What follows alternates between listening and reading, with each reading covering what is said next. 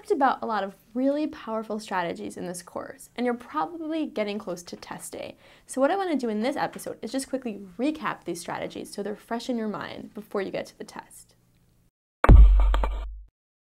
Let's start by taking a look at our top English strategies. We talked about how when you see a word or a phrase or a sentence underlined, ask yourself 3 questions. First of all, does it belong here? Is it just wordy, redundant, maybe just totally out of place?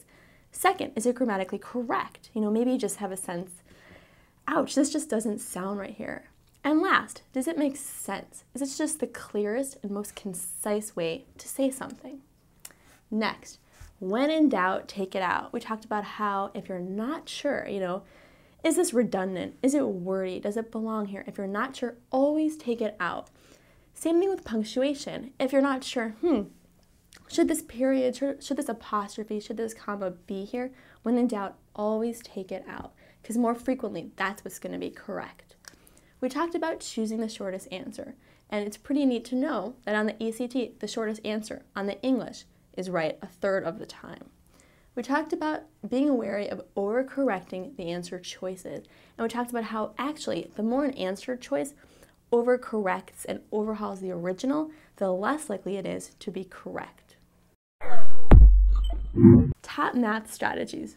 We talked about how on the math section, the easy questions are all throughout, beginning, middle, and end. There's no order to the difficulty. So there are going to be some easy questions at the end, and you want to make sure you get to them. So make sure that you make 2 passes through the math section. First do all the easy ones and the ones you feel really good about, and then later go back and you'll do the more difficult ones. You don't want to get stuck on a really difficult problem and then not make it to the easy ones at the end.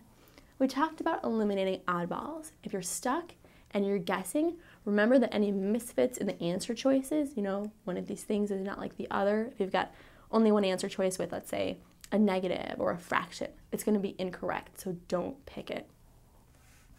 We talked about how diagrams are drawn to scale. They tell you they're not, but they are. So on a geometry question, if you're stuck, see if you can kind of eyeball it. And based on the measurements that they do give you, usually you can find the measurement that they're asking for just by estimation.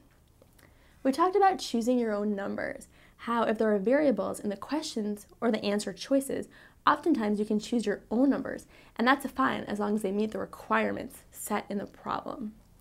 We talked about working backwards. If you have a word problem that has answer choices that are numbers, often you can save yourself a lot of algebraic work by